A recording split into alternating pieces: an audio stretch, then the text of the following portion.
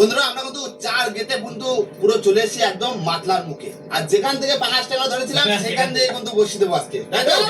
পুরো মাতলার মধ্যখানে চলে যাবা। দিচ্ছি দাবা টাটকা 5 মাছের চার, তুত্তুনি মুড়ি মাছ পড়বে ঝুড়ি